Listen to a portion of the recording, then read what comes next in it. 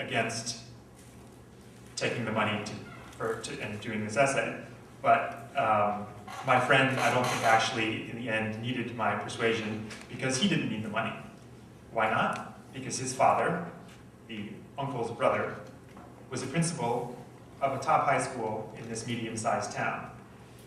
Admission to this high school was a ticket, perhaps the only ticket, to admission to a top university and all of the life-altering opportunities that this brings.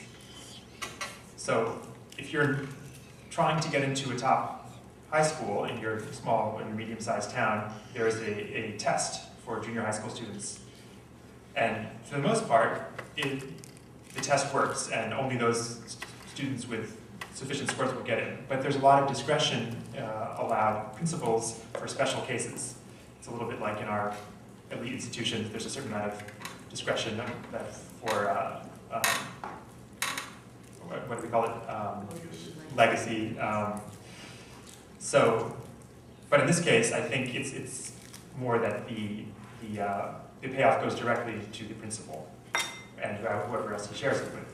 So apparently this principal had taken quite a lot of these special cases, and he had not just a car, but a driver, not bad for a principal, and also enough money to pay for his son to go study in Europe. So no wonder this friend's uncle was crying during the New Year's banquet. Another friend of mine, a graduate from Peking University, is now a lawyer at a top US law firm in Beijing. One day, she made the following statement, which I thought captured a lot of what's going on in China today. At a school like Peking University, she said, the people we respect most are the ones who get away with things. In other words, the ones who spot openings in the system and can take advantage of them. In other words, the ones who choose success. Next anecdote. Another friend, yet another graduate of a top university, comes from Shanxi province. Shanxi is the province located directly west of Beijing, and it's famous for its coal mines. Mine owners there are notorious for forcing their workers to toil long hours in unsafe working conditions. And yet, workers are willing to do this because they're actually getting a pretty good salary compared to what they would be getting on their farm. They're willing to take the risks. Meanwhile, the coal mine owners have seen a complete, especially in the last few years with rising coal prices, have had a total bonanza. You wouldn't believe the changes in the last 2 years, my friend said. Now there are BMWs, Hummers, and Land Rovers all over the city. We had this conversation after he'd recently been home, where another of his high school friends had just bought a coal mine and invited him to go in on it. My friend accepted. I guess this friend saw the look on my face and responded with an embarrassed shrug and sort of joked to me, saying, "It's all evil." As in, what can you do? I mean, would you pass up an investment opportunity like this? Probably none of us here need to invest in dodgy Shanxi coal mines, so we wouldn't take on that kind of investment. But we're also not Chinese growing up at this juncture in Chinese history. And I must say, I'm glad I'm not. "It's all evil" is a powerful remark. It shows just how much Chinese, not all Chinese, but many Chinese are willing to sacrifice in order to advance materially. A highly developed sense of right and wrong becomes a luxury that many cannot afford. But we need to understand the enormous pressures that people are under when they make these decisions. As a Chinese person, particularly a younger one, you feel the need to provide a better life for your parents, who missed out on so many chances that you are now able to take advantage of. You need to allow your children a chance to compete, not just inside China, but also on a global stage. The goal now for many Chinese families is not just Peking University, but Harvard. You want to insulate yourself and your family from an arbitrary state that only pays lip service to the rule of law. And you want to protect yourself from those who have less than you, and you might want to come take it one day. And of course, in a system with extremely bare bones welfare state, you also need to save for healthcare and for your own old age. So all of this helps explain why Chinese save so much and consume so little compared to Americans. In the US, we can cling to our guns and our faith, as candidate Obama put it. Not so artfully said, but he had a point.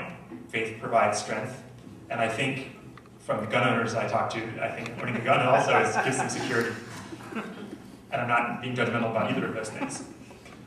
But in China today, the point is where you can't, there's not where faith is there's a lot of interest in religion, and it's actually a booming it's a growth field, but it's still, I don't think it yet provides the sense of community that it does in America. There's not the tradition there to really reap the benefits quite in the same way American and Western culture is used to. And of course, you can't own guns, thankfully, in China. So the point is, the main form of security in China today is money. I think at this point, a self-reinforcing loop kicks in. When money is so central to feelings of security and well-being, you think a lot about money. And something I read recently that I think has at least some potential explanatory power for understanding China today are the results of some psychology studies done at the University of Minnesota, specifically about this question of thinking about money. The psychologists there found that when you simply ask people to think about money, it makes them less likely to help strangers who are struggling with their belongings.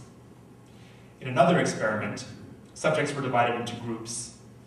One group stared at a screensaver of floating dollar bills, and another at floating fish. Subjects were then asked if they'd like to work on a task alone or with a partner. 80% of those who'd been staring at the dollar bills chose to work alone. 80% of those who'd been staring at the fish chose to collaborate. I think this is relevant when your country has just spent 30 years growing at 10% a year. When you've grown up seeing new construction sites breaking ground every day, when hundreds of new cars hit the streets every day, or 1,000 every day in Beijing, as has been the case in the last few years. When your friends replace their cell phones every 3 months. Such a backdrop to daily life may be the equivalent of staring at a screensaver of dollar bills all day, every day. It could be that simply being submerged in this environment of new roads, new buildings, new wealth makes people less likely to help others or collaborate in an unselfish manner. Whatever the case, all these pressures are taking a huge toll.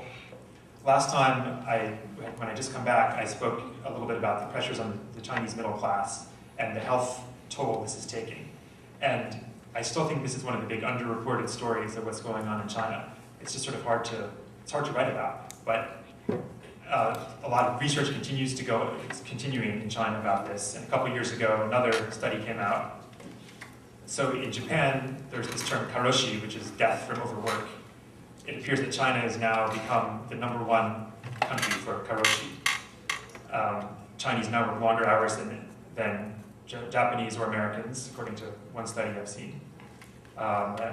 There's a doctor at the Chinese Academy of Medical Sciences who's focusing on this, who has noted that life expectancy for Chinese intellectuals, this is hard to believe, but is 58 years old, those who work in the IT field, which is 10 years shorter than the national average. So these are the elite white-collar folks. And the average lifespan of intellectuals in Zhongguancun, which is Beijing's Silicon, equivalent of their Silicon Valley, is supposedly 53 years, down from 58. It's hard to know what to make of this, but I've heard enough anecdotal evidence that this is actually happening. People work very hard because they feel money is equated with security, and thus survival. But I think these crazy work schedules are also fulfilling an additional need. It distracts people from these tensions among Chinese people, and also from the moral dilemmas that people have to face every day. So to conclude,